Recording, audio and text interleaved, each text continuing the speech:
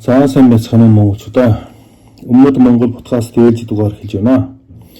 За өнөөдөр бид түүх мөх ярилцахгүй. Өнөөдөр Хятадын эдийн засгийн талаар нэг бэлдсэн юм аа. За Хятад улс бол яхааргүй өнөөдөр бол эдийн засгийн хувьд бол одоо дэлхийн том гүрний нэг, одоо Америкийн дараа ордог эдийн засгтэй. Ялангуяа Монгол улсын хувьд бол эдийн засгийн хамгийн их одоо зах зээл нь бол Хятад улс байдаг. Тийм бол Хятадын эдийн засаг бол монголчуудтай шууд холбоотой юм аа. Тэгээ Хятадын эдийн засаг бол нүүрэн дээр харагдж байгаа шиг тийм өнгөлөг сайхан байхгүй юм аа. Өнөөдөр бараг л хүн болгоны талаар мэдэж байгаа. Гэхдээ бид нар яг юу болохгүй, юу болох талаар бас ярилцъя гэд бэлдсэн юм аа. За өнөөдөр миний хувьд бол Хятадын эдийн засаг бол өнөөдөр 7 том одоо хямрал нүүрлээд байгаа. За нэг дэх хямрал нь бол юу нийгмийн даатгалын одоо тасалдал гэж байгаа л да. За нийгмийн даатгалч мэдээж хэрэг хүмүүс ажиллаа нийгмийн даатгалаа төлдөг хаас айгуу тийм байдаг. Гэтэл Хятадын хувьд бол энэ бол арай жоохон өөр байдаг. Хятадын нийгмийн даатгал нь угаасаа дээрээс тийм хос замтай тийм замтай тийм систем тогтолцоотой. За нэг нь одоо төрийн байгууллагад ажиллаж байгаа хүмүүс нь тийм ээ. Энэ бүрэх хүмүүс болоод одоо аж ахуйн нэгжүүдэд ажиллаж байгаа хүмүүс гэхэд хоёр тийм системтэй байдгийг. За төрийн байгууллагад ажиллаж байгаа хүмүүс нь бол одоо энэ бол голдуу одоо намын хороо, засгийн газар, тэгээ өсөө одоо Хятадын төрийн мэдээлэл байгаа олон нийтийн байгууллага гэж ярьдгийг. Одоо ШИ даваа гэж тэгж ярьдаг багтаа. Эднэр бол ер нь дандаа одоо засгийн газрын санхүүжилттэй одоо цалингаа авдаг. Бас засгийн газар нь эднэрийн нөгөө одоо нийгмийн даатгалын асуудлыг шийдэж өгдөг шиг байлээ. Эднэр бол голдуу цалин бол харьцангуй өндөр. Одоо албан хаагч нар улсын төрийн тийм олон нийтийн байгууллага байдаг. Одоо сонины газар байна, телевиз, хороо, радио, өшөө их сургууль тийм ээ. Одоо төрийн одоо эмнэлгүүд эдгээр бол голдуу хэсэгт хамрагддаг. За энэ нөхдөл бол голдуу цалин бол харьцангуй өндөр байдаг. Одоо ерөнхийдөө бол нэг 5,000-аас 10,000 ч юм уу, бүр дарга нар нь 20,000 юан ч юм уу. Тиймэрхүү цалин авдаг шиг байлаа. Эдгээр бол тэгээд одоо тэтгэр гарахад бол цалингийнхаа 80-аас 90% авдгийг. Одоо хэрвээ 10,000 авдаг байсан бол 8,000 юанаар тийм ээ тэтгэр авдаг. Гэхдээ энэ бол эдгээр бол голдуу нөгөө одоо 80-90%-аар ингээд цалингийн дүйцүүлээд авдаг. Эдгээр иймдэг тогтолцоо байдаг. Бас нэг нь бол аж ахуйн нэгжүүд тийм ээ. Одоо нэг үйлдвэрүүд байна тийм ээ. Хувийн аж ахуйн нэгжүүд байна тийм. Хүмүүсийнхаа эдгээр бол нэг цалин бол одоо мэдээж хэрэг том менежер, том дарга нар бол хартангуй цалин өндөр цалин авдаг. Тэгээд жилийн ажилчин бол нэг 4-5,000 юан, 6,000 юан авдаг. Эдгээр бол ер нь тэтгэврт гарахаараа ер нь цалингийнхаа 40% орчим авдаг юм байл. Жишээ 6,000 юан авдаг цалинтай хүн байсан бол 2,400 юан ч юм уу тийм ээ. 7,000 авдаг бол одоо 2,800 ч юм уу. Эдгээр бол харьцангуй одоо яадаг цалингийнхаа тал хувь нь хүрэхгүй тийм тэтгэвэр авдаг. За ийм нэг юм байна. Гэтэ бас нэг миний ойлгосноор бас нөгөө Хятадын одоо хөдөөгийн одоо тариачин гаралтай хүмүүс байдаг. Эдгээр бол голдуу одоо ийм одоо хуваараа тийм ээ. Одоо 2009 оноос л эхэлж одоо нийгмийн даатгал төлж байгаа. Тэгээ өнөөдөр бол энд бол төлбөр нь бол нэг жилдээ 200 юм уу 3,000 юанэ тийм төлбөртэй байдаг. Тэгээ энэ одоо тариачин гаралтай одоо хөдөөний одоо ам бүрийн данстай гэж ярьж байгаа шүү дээ. Ам бүрийн данс гэхээр тэгээ Монголд бол ийм тогтолцоо бол байхгүй. Зөвхөн Хятад юм байдаг. Одоо хөдөөний одоо паспорттэй гэсэн үг юм уу? Хөдөөний оршин суух эрхтэй гэсэн үг юм уу? Тийм ам бүрийн данстай хүмүүс нь голдуу тэнд хамрагддаг. Одоо хотын иргэншил бол хотын одоо айдтэй хотын одоо оршин сууг эрхтэй хүмүүс бол ондоо байдаг. За жишээл хөдөөнөөс тийм ээ одоо 20-тэй 25-тэй хотод орж ирж ажиллаад 30 жил ажиллаад тийм ээ одоо 50 гараад чадлтанхаа муудаад тэгээд одоо энэ хүүхдүүд нь хотод төрсэн боловч энэ бас хотын тийм нэг бас татуу сууд байхгүй. Энэ хөдөөгийн оршин суух одоо ам бүрийн данстайг тоосгдог. За Улаанбаатарт бол хүмүүс дуртай цагтаа ирээд тийм ээ газар болоод айлын хашаанд буугаад гэрэн буулгаад хотын иргэншил одоо хотын иргэн болж болдог бол хятад бол тийм бор хязгаарч байдаг. Хэдий 20-30 жил хотод амьдардаг байсан ч байж шийдвэр дансан бол тийм ээ баг нутагтаа л хадаастай байдаг. За ийм бүр хүмүүсийн тех төрийн асуудал маш одоо өрөвдөлттэй. Одоо ерөнхийдөө бол одоогийн одоо мэдээгээр ерөөсөө одоо 150-аас 200 юуны тийм одоо тэтгэмж юм уу да тэтгэр ихэд хэлэх хэцүү тийм л юм авдیں۔ Одоо жишээ өөр Монголын хөдөө тосхны тараачнууд бол сартаа нэг 180 yen ч юм уу тиймэрхүү юм одоо тэтгэмж авдаг байхгүй юу. За энэ нь бас одоо нөгөө төлөх хөрн одоо хамаагүй багасж байгаа учраас одоо нийгмийн даатгалын одоо ер нь таслах одоо магадлал маш өндөр байдаг. Яг бэхээр хүн амын хөгшрөл тийм ээ одоо шинээр одоо залуучууд нь одоо хөгшин үний бодвол хамаагүй цөөхөн байдаг. Жишээ нь 2024 оны одоо байдлаар үзэхэд хятад улс бол 60-аас дээш насны хүн бол тийм ээ 310 сая хүн байд юм билээ. 65-аас дээш насны хүн бол 220 сая хүн байд. За 60-аас дээш насны хүн бол 22% үзэлдэх. Одоо 100 хүн одоо гадуур хятад хүн бэлчж байгаад 22 нь бол 60-аас дээш насны хүмүүс байдаг байхгүй юу? Энэ ажлын чадвар алдж байгаа ийм буюу хүмүүс байдаг шүү дээ. Тийм учраас энэ одоо 2022 оноос 2031 он хүртэл бол жилдээ бол 20 сая хүнд төрд гарддаг. Одоо энэ бас маш их одоо 60-аад оны үед бол одоо мөрсөн зүүнээ 60-аад он бол маш их хүүхэд гарсан. Тэр дээр өнөөдөр бол яг тэтгэвэр гарч эхэлж байгаа. Тэгэхээр жилдээ 20 сая хүн тэтгэвэр гардаг. Гэхдээ ажилд орж байгаа хүн бол ерөөсөө нэг жилдээ нэг их дээд сургууль хятадч ялгаа үе нь их дээд сургууль бүгдээрээ ордог болсон болоогүй тийм ээ. Янз янзын зэрэг дэвтэй маш олон сургууль байдаг. Хүн болгон сургуульд ордог. Тэгээд тэр сургуульд ороод ерөнхийдөө бол одоо ажлын месдэг арах нь аюу ховор байдаг. Жишээл нэг тоо баримт байсан юм а. Жилдээ 13 сая 12 сая тийм ээ одоо 2025 12 сая гаруй одоо их дээд сургууль тийм ээ дунд сургууль төгссөн хүн байгаа бол эдний дөнгөж 55% нь ажлын местэд зоргодог. Ихэнх нь ажил олддоггүй юм билээ. Одоо ихэнх нь чөлөөт ажилтай тийм болдог. Чөлөөт ажилтай гэдэг чинь одоо яа өнөөдөр ажил олдвол олдохгүй хийхгүй гэсэн шүү дээ. Одоо 20% бол ер нь ажил одоо хайх тийм бодлогч байхгүй тийм хүмүүс байд юм билээ. Тэгэхээр ажлын хүч нь улам цөөрөд байдаг. Тэтгэврт гарах хүн маш их байгаа учраас нийгмийн даатгалан бол ер нь тэгээд маш их хүн байдалд орж байгаа. Хятад улсын хувьд бол тийм. Тэгээд үед бол одоо нэг 5-6 хүн тийм ээ 7-8 хүн одоо залуучууд ажиллаад тийм ээ төрийн хүний тижээдэг байсан нь одоо 2-3 хүн тижээдэг жишээ нь. Тэгэхээр ер нь явандаа энэ нөгөө хамаарлын одоо харьцаа бол буураад ер нь явандаа бол нийгмийн даатгалын одоо ер нь санган одоо хоосорно л да. Хоосорхон чинь нийгмийн том асуудал үүсдэг байхгүй юу? Яагаад гэвэл тэр ихэд 100 сая 200-300 сая өгчүүд тийм ээ тэтгэвэр авч чадахгүй бол энэ чинь гамшиг болдог байхгүй юу? Тэгээд ерөнхийдөө орлогын зарлагаа өгөхгүй гэсэн эрсдэл байна л да өнөөдөр. Тийм учраас 2025 оны 2 дахь хагасд хятад нийгмийн даатгал заавал төлөвлөх тийм бодлого баримталж ирсэн.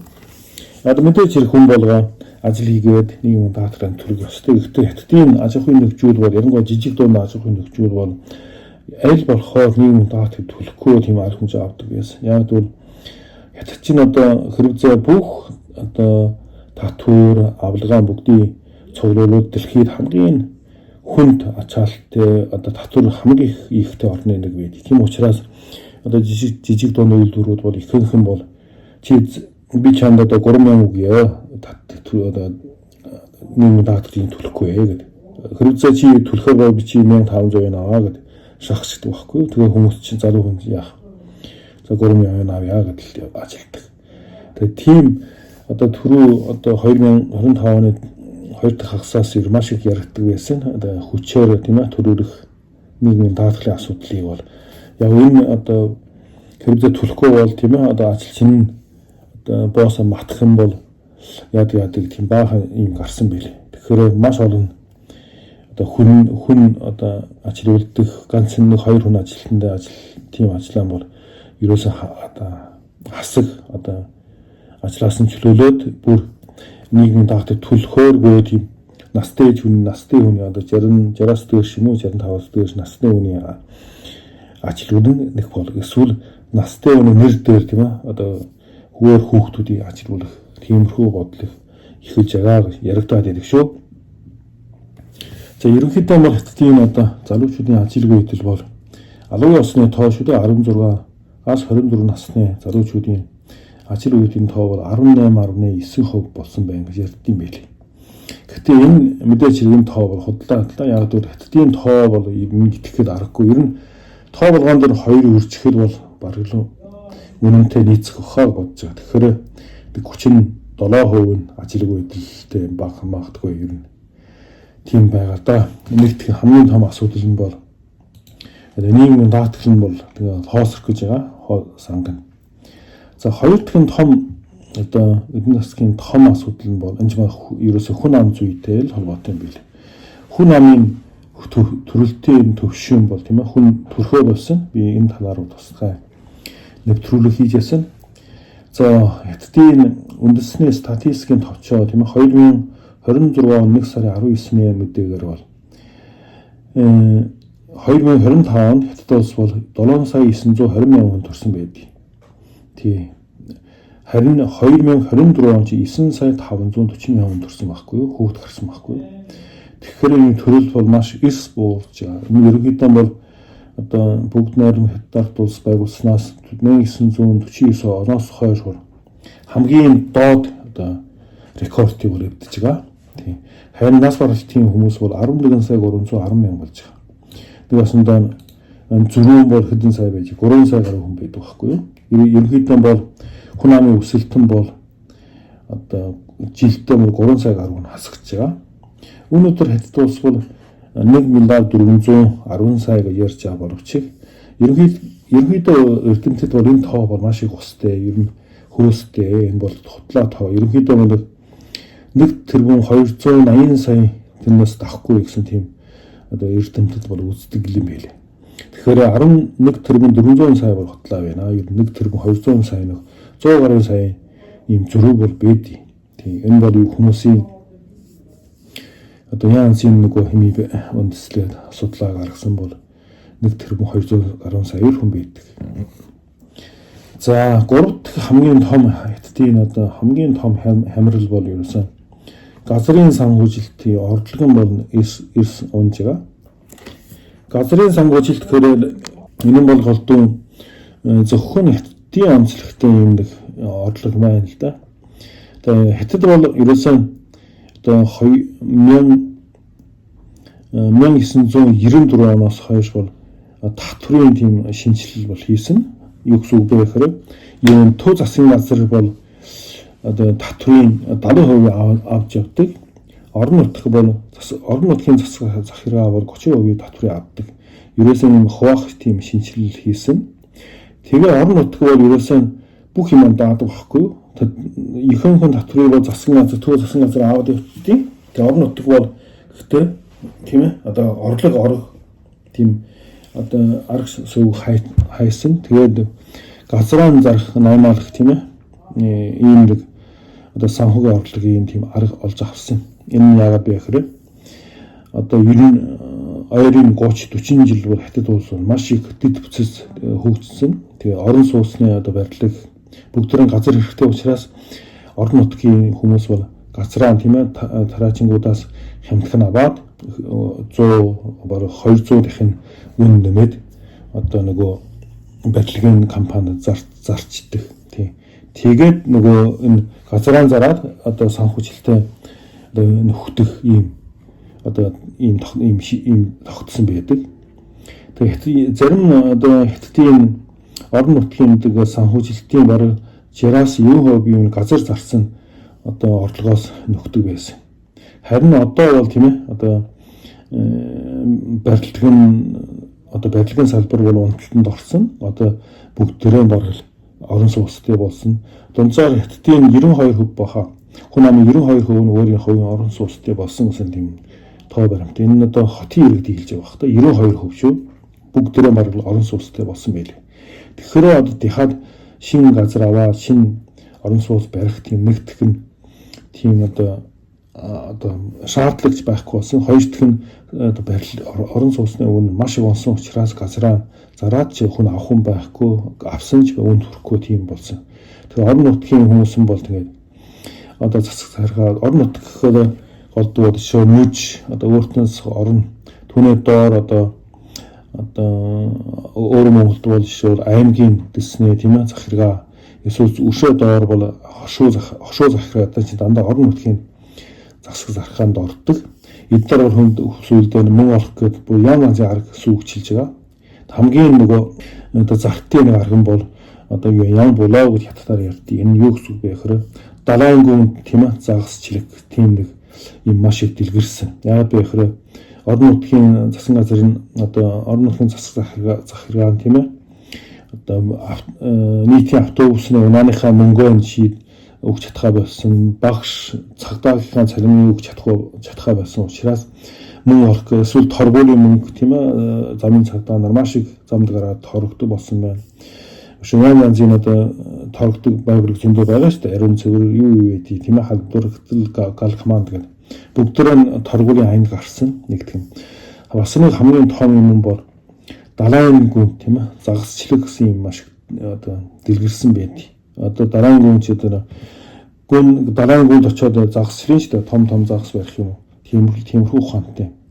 Тэгсэн чинь нөгөө орон нутгийн цагдаа нар тийм ээ одоо өөрийн нутагтай холбоотой гадны одоо баян компани баян компани үйлдвэрийн эзэдүүдийн нутагтаа авчирч тийм ээ тэгээд шүүж ягаад шахаж ягаад мөнгө авах тийм жишг тогтсон байл.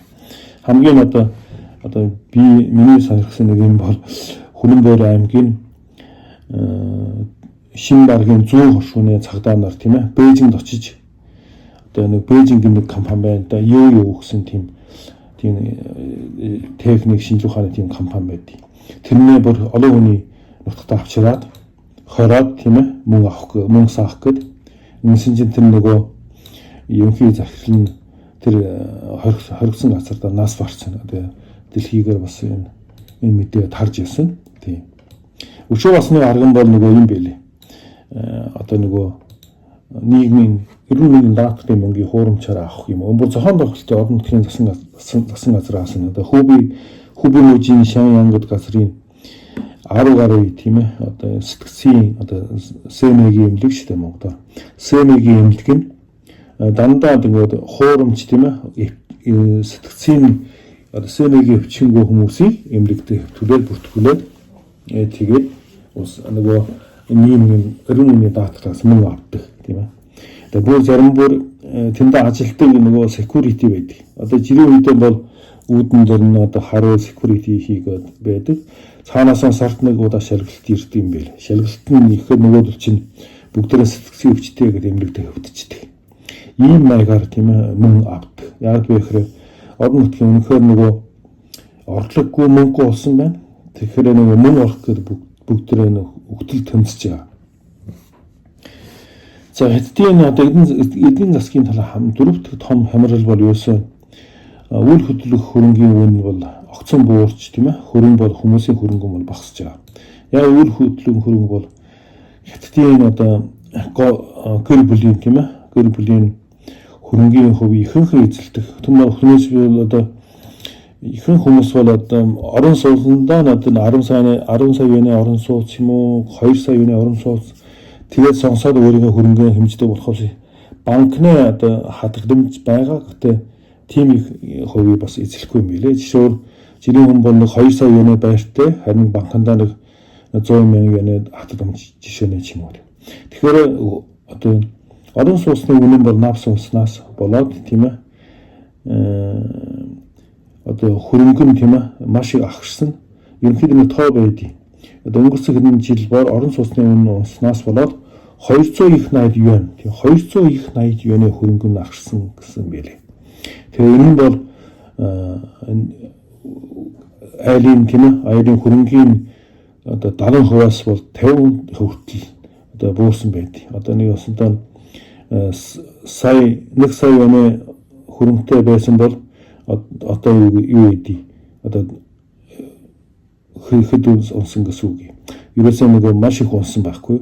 Ерөнхийдөө нэг тооцоо байд. Би нэг тооцоолсон чинь нэг өрхийн хөрөнгө бол хичнээн алдсан бай. Алдагдал нь юу байх вэ? 400 мянган болсон гэсэн байлээ. Одоо яасан нэг айл болгоно хятадын 500 сая айлтай гэсэн баха. Дунджаар тэгээд тооцдгийг 500 сая айлын айл болгоно 400 мянган юаны хөрөнгө нь багсан байдаг. Яг энэ голд орон сууцны үнэн унснаас болоод ингэдэг юм байлээ. Жишээ одоо 400 мянган юан чинь маш юм Монголоор 200 сая төгрөг байдаг байхгүй. 200 бараг 20 сая гарan байд юм байлээ. За хамгийн нөгөө жишээ нь Шанхайны орон сууцны үнэн бол квадрат 96 мянган юанаас 48 мянган юан болсон байлээ. Одоо ер нь тал нь унсан байхгүй. Тий нэг өсөндөө 10 миний байшин 10 сая юан хүрдэг байна гэж хэлэх нь одоо 5 сая юан хүрдэг болсон. Ийм их унсан байхгүй. Тэгэхээр хүмүүсийн хөрөнгө бол маш их буурсан. Тий. Тэгэхээр хөрөнгө мужийн нэг жишээ нэг жижигхэн хот байдаг юм байлээ. Энэ метр квадратын үнэ 30 мянган юанаас одоо 8 мянган юан болтол унсан байдаг. Энэ хэд техник 4-5 техник унсан юм. Тэгээ хүмүүс чинь яг одоо хөрөнгө нь багассан гэдэг мэдрэмж аваа. Тийм учраас хүмүүс улам мөнгө өрч чадахгүй болсон. Энэ жил харин одоо цагаан сараар хятадын одоо хүмүүс чинь нутгаа очиж цагаан сар хийдэг шүү дээ. Тэгээд одоо ногоон галтрах сууж тийм ээ. Одоо мөнгө хэмнэх гээд болсон. Түүнээс хятадын одоо өөрийн бахархал болсон түргэнэ галтрах гал одоо онгоц нисэн онгоцсон суухан байсан. Тэгээд энэ жилийн ногоон галтрыг хийх мод болсон байлээ. Ер нь энэ талаар тийм. Ногоон галтрыг бид нар сууд 9 оюутан байхад 80-аад онд бол ногоон галтрах чинь нөхцөл хэцүү шүү дээ. Тий. Бид нар чи тухайн үед залуу хүүхдүүд байсан болохоор тоохгүй байсан. Тэгээд суудландаа өгөө сумын төвсөд шургаад ороод унтдаг байдаг байсан шүү дээ. Тийм нэг хайлараас Харбин 16 цаг яв. Харбинаас Бээжин ороход бас 20 цаг. Бээжингээс Шанхай орох чинь бас хичнээн 20 цаг байсан. Тэгээд 50-60 цаг бол тэгээд яс бас л үздэг байлаа шүү дээ. Ногоон галтрах чинь удаан тэгээд баг тоочх болгоно зогсдог тий. Тийм ер нь хөрөнгө нь одоо багассан учраас нөгөө хүмүүсийн худалдаа авах маш их багассан. Одоо жижиг сажиг одоо ресторан, жижиг дэлгүүр хоршоо бол маш их хаагдж байгаа. Тийм хүмүүс бол ер нь худалдаа авах бүр болсон. Тийм энэ бол одоо TikTok-тор байн гарч лээдэг шүү дээ. Тийм. 2025 оны 11 сарын 13-ны өдрийн BBC-ийн нэг нийтлэл байд юм аа. Энэ ингэж байгаа. Зарим хүмүүс хоёр хооронд 10 янаас бага мөнгө зарцуулдаг. Хятадын залуу үеийнхэн яагаад мөнгө хүрэх дургу байдаг вэ гэж ийм нэг нийтлэл гарсан. Энэ дөрвөр нэг 29 настай тийм ээ. Би пёд шошоо цаогсон хятад одоо ийм одоо юу гэдэг нэртэй нэг хүн байгаа. Энэ хүн бол 10 ян хүрэхгүйгээр тийм ээ хоёр удаа хоолдог тийм ээ. Хоолмоор хийгээ зааж өгдөг байсан. Энэ явахдаг болтоо мөнгө 10 ян хүрэхгүй 4-5 янны хоол хийн гэсэн үг байхгүй. Одоо нөгөө хийх юм уу юу би тэрийг үзээгүй. Гэхдээ ер нь 4-5 янны өнөдөр нэг удаа хоолн гэдэг чинь бас л чангал шүү. Тэгээ бас 24 настай Жан Шоуми Ли гэсэн хүн бас бичлэг гаргасан гинэ. Энэ хүн бол барааны сангаар тийм ээ бүх ариун сүрийн асуудлаа шийдэж нүүр гараа цэвэрлждэх түүнээс нүүр цэвэрлэгч юм элсэн шидийн сүү шингэн мөнгө янз юм бол хэрэглэхэ байсан гэж байна. Тэг ерөнхийдөө бол хүмүүс тийм ээ одоо нөгөө орон сууцны үн унснаас хойш тэгээд хүмүүс хөрөнгөнийг багассан. Одоо айл болгон 400 мянган юан гэж чинь асар их мөнгө багхгүй 400 мянган юан чинь бол хичнээн жил ажиллаж байгаа олдог мөнгө үстэй. Тийм. За тавтгийн хамгийн хятадын эзэнс хамгийн том асуудал нь бол эдийн засгийн дефляц гэдэг байдаг. Дефляц гэхээр бид нар амьдралдаа нэг тааж үзээгүй дандаа инфляц ярьдаг болохоор дефляц гэдэг юм яа мэддэг юм билээ. Тэгээ хятадын одоо зүүн хойд одоо бүс нутаг одоо хуучнаар Манжурын нутаг бол Манжин нутаг өнөөдөр бол энэ ер нь хамгийн хамд үнэтэй Диважин гэсэн тийм нэр цол авсан байдаг. Одоо 2025 оны 7 сарын 9-ний Шиллан цайжин гэсэн одоо мэдээллийн тийм платформ байдгийг тавцсан байдаг. Энэ дэр нэг одоо бас нийтлэл гарсан. Тий. Зүүн хойд орн яагаад тийм ээ хамд үнэтэй Диважин болсон бэ гэж байна. Энэ бол нөгөө сэтгүүлч бол 79 янаар тийм ээ 79 янаар 79 ян чинь одоо монголоор 40 мянган төгрөг шүү дээ. Тэр зүүн хойд оронд одоо аль хотын бас мэдсэнгүү 7 хуураг авсан байлээ. Нэг бас 3 хон хоолж хоор 7 хуураг авсан мэдээч хэрэг бас нөгөө даханы махтай, дүүпүттэй, төмстэй өсөө даханы зүрх мөрхтэй янз 7 хуураг аваад тийм ээ 40 мянгаар хамтхан байгаа үстэй яаж болсон ч бай. Тий 40 мянгаар 7 хуураг аваад нэг хүн 2 3 хүн хоолн гэдэг чинь юу гэсэн үг вэ? Тийм ээ. Одоо мөгдөө хотод 10 янаар тийм ээ өглөө 40-с 50 одоо төрлийн янзын хоолны сонголттой тийм буфет идэж болдог. Өглөөний цай идэж болдог юм. Тий. Одоо 10 янаар одоо саттал ид гэсэн хагартал ид гэсэн үг л дээ. За энэ нь одоо голдуу юутэй холбоотой их ерөөсөн зүүн хойд орны цалин нь агуу баг. Одоо энэ цалин бол харцангуй Шанханы зүг эсвэл Жижигхан Жансууд Шанханы бүс нутаг тийм ээ эсвэл Гуандун мужийн эсвэл Бээжин хотын хүмүүс цалин хартангуй айгуу ер нь бусад газрын цалин харцангуй хамаагүй баг байдаг шүү дээ. Энэ бол цалин багтай холбоотой бас нөгөө хүн амын хөгжрөлтэй холбоотой. Одоо зүүн хойд орны залуучуудын ихэнх нь одоо урагшаа нөгөөд алах болсон. Ер нь нутагтаа бол дандаа алгын хаагч нараа бол хөгжчүүд ганцаар хүүхдүүд үлдсэн тоо байдаг. Эдгээр нас маш муу голдуу одоо хуучин улсын үйлдвэрүүд үлдсэн байдаг. Ер нь бүгдээ алдагдaltaй маш юм уу. Тийм учраас энэ нөгөө дефляц руу орсон. Дефляц орохороо нэгээд хүмүүс тийм ээ ийм хамтхан авч байгаа гой боловч цаанаа бол тэгээд аж ахуйн үйлдвэрүүд бол ашиггүй. Тэгээд дампурхан ажилгүй болно, ажилгүй бүр мөнгө болно. Иймэрхүү нэг тойрог тогсон байт юм байл. Өнөөдөр хятад улс ерөөсөн хэрэглээ бол байхгүй болсон. Тэгээд харин өнөөдөр экспорт бол яг цэцгэлж байгаа. Яг би ихрэ дефляц байгаа учраас бүх юм хамдарсан учраас гадаад руу бараагаан гаргахад бол маш их ашигтай байдаг. Тийм учраас ашиггүй ерөөсөн гадаад руу маш их бараагаан гаргаж зах зээл хайж байгаа. Ямар хятад хүн ийм худалдаж авах юм байсан учраас гадаад руу гаргахад бас ямар нэг хэмжээгээр заргадаг учраас за Монгол амьдарч байгаа хүмүүс бол мэдэрдэг баг. Хятадын урдаас орж байгаа чанаргүй бараа бол ямар хамтхан байдгийг тийм ээ. Тэгэхээр энэ аж ахуйн нэгжүүдэн бол ер нь дампуурж байгаа, хаагдж байгаа. Тэгээ ажилчин бол ажилгүй болж байгаа. Тэгээ ажилгүй болохоор яг цалингүй болно. Цалингүй болохоор тэгээд одоо ипотекийн зөөлөн бол төлж чадахгүй. Тий. Ерөнхий чих хандлагын бол ер нь одоо системийн эднээс хямрал руу орж байгаа. Энэ бол Японы 30 жилийн одоо нөгөө алдагдал гэж ярьд юм да. Алдсан 30 жил гэж ярьд. Японы энэ одоо 1991 оноос 1920 оны хүртэл 30 жил Японы эдийн засгийн ёстой дефляцтэй хөгжихгүй гацсан байдаг шүү дээ. Тий. Яг Японы тэрийг давтаж байгаа. Гэхдээ Япон улс бол одоо 30 жилийн өмнө одоо нөгөө дефляц болох тийм ээ.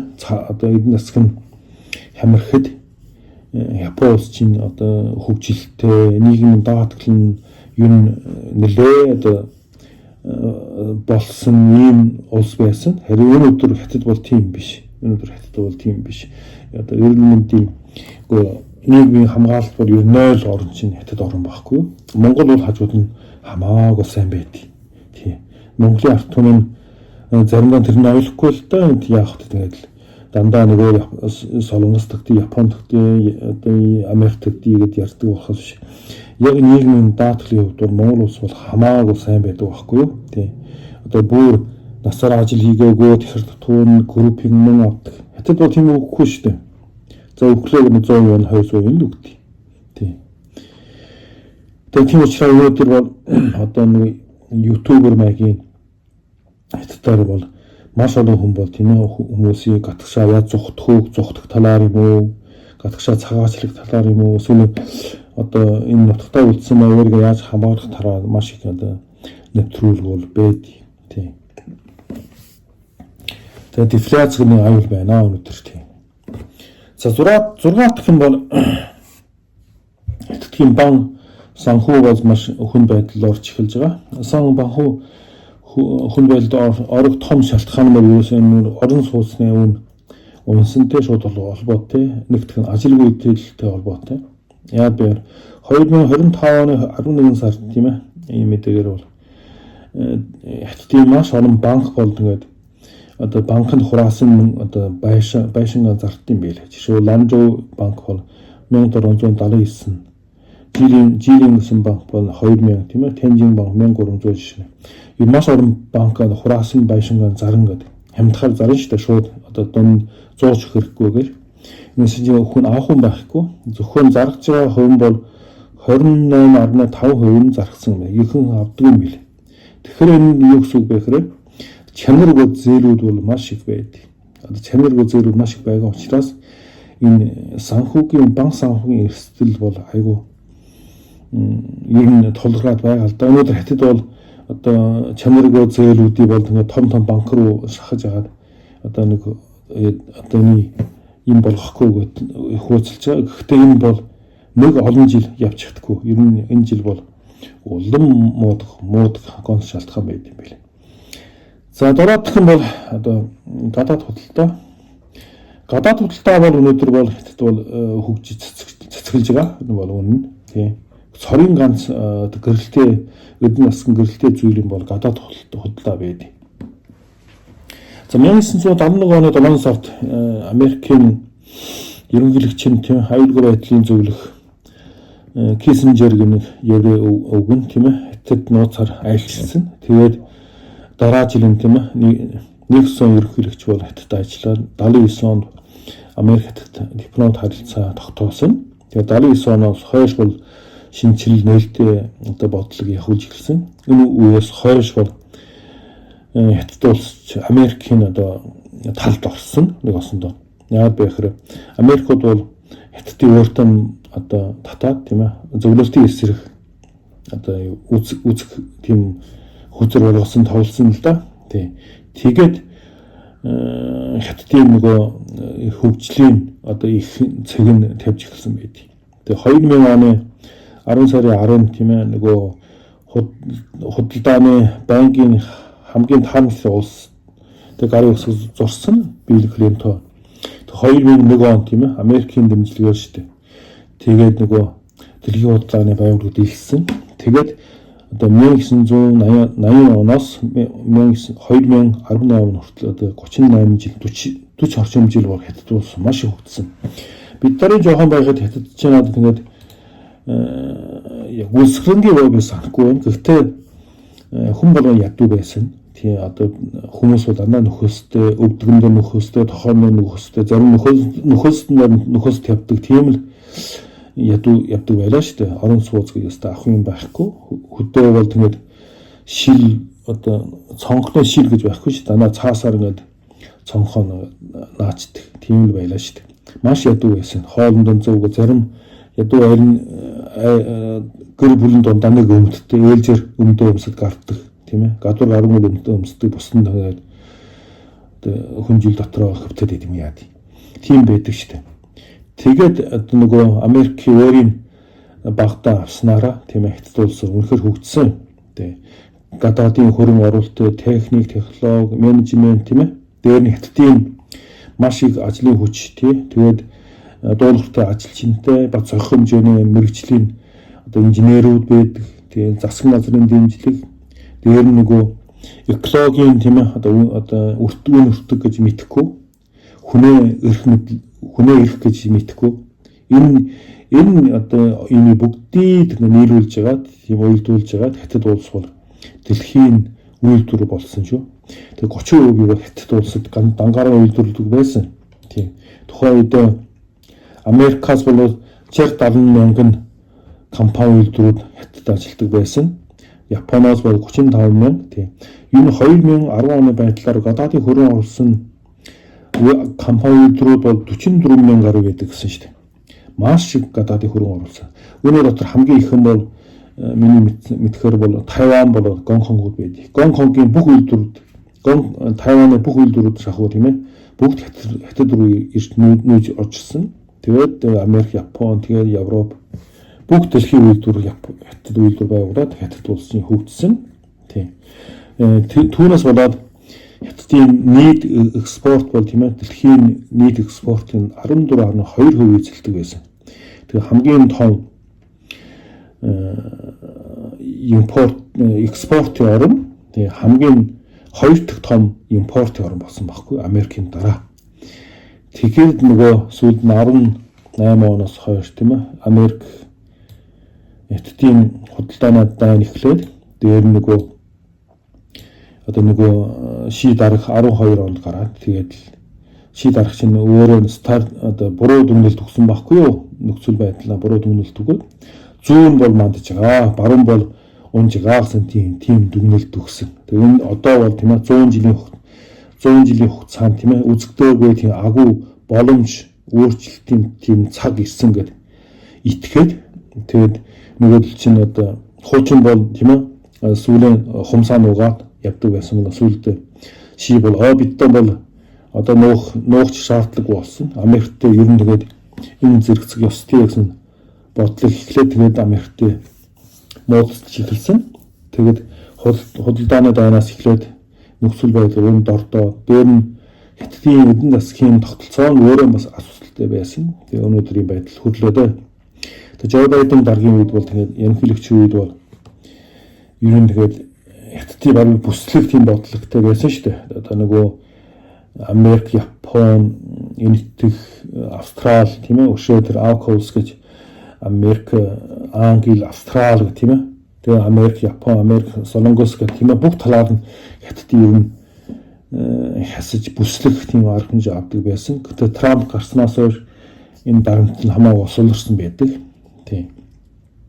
Өнөөдөр бол Хятадын гадаад худалдаа цэцгэлж байгаа. Яг бол зардал нь бол хамаагүй одоо юу гэдэг одоо үйлдвэрийн ашиг нь бол хамаагүй багассан боловч үйлдвэрийн хэмжээ нь бол их хэмжээр нэмэгдсэн байдаг.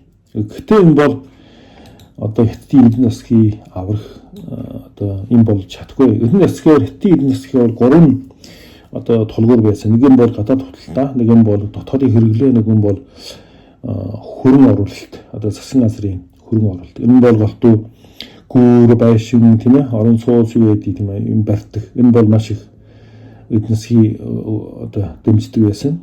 Хоёр дахь нь бол хэрэглээ. Хэрэглээ чинь одоо мэдээж хэрэг сая нэг тэрбум 200 саяч бай 300 саяч бай нэг тэрбум хүнээс бай нэг 100 200 сая худалдаа авах чадвар бол байдаг байхгүй юу? Тэ. Өнөөдөр зөвхөн ганц л тулгуур үлдсэн байдаг, экспорт үлдсэн. Гэхдээ энэ нь бол одоо нөгөө Америкийн одоо босг гарч энэ Европч босг гэж яригадаад байдаг. Тэгэхээр яг л чи Хятад бараа оцсон газараа бүх тэр нутгийн үйлдвэрийг бүгдийг дамхруулдаг учраас тийм ээ одоо энэ Хятадын бараа оруулахгүй гэсэн тийм саад бол ер нь яанда босон л та. Хэрэг зэн саад нь бүгдээр босчихвол Хятадын эдийн засаг бол тэгээд тэр чих унтардаг байхгүй юу? Тэгээ Монгол ялгаа бол энэ Хятад бараагийн тийм ээ зохих хэмжээний татврын босог хийхгүй бол Монгол ямар ч үйлдвэр босог тийм боломж байхгүй. Одоо нэг Европчин бараг хэдэн зуун жилийн үйл төрийн уламжлалтай улс орон хүртэл бараан цогтой борвол амьсгаа авч чадахгүй байна. Монгол бол тэгээд ойлгомжтой шүү дээ. Тийм учраас өөрийн эдийн засгийг хамгаалахын төлөө өөрийн хийж чаддаг бүх одоо нөгөө төмсөөс авахлаа өшөө тэр юу гэдэг тийм ээ. Одоо ганц нэг хийх юм бүгдийг хамгаалах ёстой. Хамгаалахгүй бол тэгээд тийм нэг хамт барааны үер нь бол ямар ч улс орон бол ингээд суурьдаг байхгүй юу. Тийм. За Хятадын эдийн засгаас гадна ер нь улс төрийн байдал маш төгшөрдөг байна. Одоо түрүү хэд хоногийн өмнө тийм ээ 1 сарын 24-нд Хятадын төрийн зөвлөлийн орлогч дараа Жан Юшаа хурднаа генерал тэгээд бас нэг Жанжиш тавын дарга тийм ээ Лүжин лиг эдгээр бүгдийг баривчилсан байлээ. Гэтэ бас маш сонирн байд. Эдгээрийг баривчлаад нөгөө хуучин бол нөгөө энэ том дарга нарыг барихад одоо нөгөө цэргийн тойргууд байдаг шүү дээ. Өнөөдөр бол Хятад бол 5 том цэргийн тойрог байдаг. Одоо өмнө төв баруун зүүн гээд 5 том бус цэргийн тойрог байдаг. Эдгээр дандаа мэдгдэл гаргадаг байхгүй юу? Одоо төв хорооны шийдвэрийг дэмжиж байна гэх тийм мэдгдэл гаргаад. Харин одоо хүртэл гаргаагүй гэж хүмүүсийн маш их гайхшлыг төрүүлж яддаг байхгүй юу? Ер нь Хятад улстай юу яаж байгаа бол доо тийм юм хэцүү яа тэр Жан Юшаа бол яг одоо Ши даргийн Ши Жинпингийн бүр одоо гэр бүлийн багийн найзууд байдгийг. Тэгээ аав Жан Юшаагийн аав бол Ши Жинпингийн аав бол нэг одоо цэргийн ангид одоо анги гэх юм уу юу гэх хамт хаажсан дарга хийжсэн. Тэгээд нэг одоо том одоо цэргийн хуаран гэдэг юм да. Нэг хуаран амьдардаг байсан. Тэгээд энэ нөхрийг бол аваад хайн яг өөр Жан Юшаа өөрөө ши дарга өөрөө гаргасан тэгсэн мөртлөө хамгийн ихтгэлтэй хүн надад авч хайн гэж чинь цаанаа нэг л сонин байна л да нэгтгэх нь хоёр дахь нь Жан Юшаа бол одоо цэргийн тогтолцоон дотроо бол маш нөлөөтэй нэгтгэх нь одоо гарал үүсгэн бол дарга нарын хүүхдүүд хоёр дахь өөрөө бол цэргийн боловсролсан те гурав дахь нь бол дайн үтсэн дөрөв дахь нь бол манай шигийн багийн найзын нэг байхгүй. Ийм хүнээ авч хайн гэж чинь маш сонин ер нь нэг сонин байя. Зарим хүмүүсийн ярьж байгаагаар бол Жан Юшаа өөрөө нөгөө витамин дайнд бол дайн үтсэн учраас Тайван руу дайрхий бол ер нь зөвшөөрөхгүй гэж ярьд юм байл. Яг бол өөрөө дайн утсан учраас дайн бол юу байдгийг мэддэг. Ши бол тийм биш л да. Дайн үзэг хүмүүс чинь нөгөө дайнд их хөөрдөг шүү дээ. Тийм болохоор энэ Жан Юшааг авч хаях гэдэг чинь нэг асундаа энэ Тайваны тийм ээ эзлэх Тайван руу дайрах одоо магадлал өндөрсөн ч магадгүй гэж миний хувьд бол босч бодож байгаа. Тийм. За хэд хоногийн өмнө бас нөгөө Японоос парламент сонгуул болсон байна. Бод Япон улс бол одоо жирийн тийм ээ одоо улс болох одоо хуучин бол одоо жинхэнэ тусгаар улс гэхэд одоо хашин байл. Ер нь бол хагас хараад шахуу байсан шүү дээ. Энэ өдөр бол тийм ээ одоо дайны одоо нөгөө юм бүгдийг одоо авч хаяад үндсэн хуулаа өөрчилж Тайван бол Япон бол яхааргүй бүс нутгатаа тийм ээ хамгийн хүчрэх орны нэг болно. Өнөөдөр зөвхөн эдийн засгийн хүчтэй болохоос биш. Энэ одоо улс төрийн нөлөө бол айгүй багтай. Тэгэхээр нөгөө бас нэг том тоглогч орж ирнэ л да. Тийм. За Монгол улсын хувьд бол эдийн засгийн бол миний хувьд бол Хятадын эдийн засгтай дэндүү их одоо нэг уйсан шиг надад санагдсан юм байлээ. Одоо нөгөө ихэн дарах оюутан дарах ерөнхий сайд хийж явахдаа Хятадын хөгжлийн гал тэргэн бид суугаад тийм ээ одоо энэ хөгжлийн юмнаас хүртий гэсэн санаа ярьдаг байсан. Гэхдээ миний хувьд бол Хятадын хөгжлийн гал тэргээр нь орох байгаа эсвэл одоо осолдох байгаа юм байгаа штэ. Тэгэхээр одоо бүх эдийн засгаа 80-90% нь Хятадтай ингээд уяхан зөв юм уу буруу юм уу гэсэн тийм нэг одоо санал ордог штэ миний толгойд. Тийм. За ерөнхийдөө бол эдийн засгийн хувьд бол Хятад бол маш хүн байдлаа тулгараад байна. Ер нь тэгээд Хятадын эзэн засаг эдмод хараа Монгол яаж тусах уу? Тэгээд монголчууд ер нь бас тэгээд бэлтгэлтэй байх хэвчтэй. Ер нь Хятадын засагтай ийм нягт одоо уйх нь зөв юм уу, буруу юм уу бас бодох цаг болсон байна л да. Түүнээс биш Хятадтай бити одоо 8 хий гэж хэлээгүй. Гэхдээ Баягаа юм бүгд хэттэй уйчихвал бас л энэ галт тэрэг нь ер нь замаасан гарах гээд энэ штэ. За иймэрхүү юм ярьлаа өнөөдөр. За анхаарал тавьсан баярлалаа.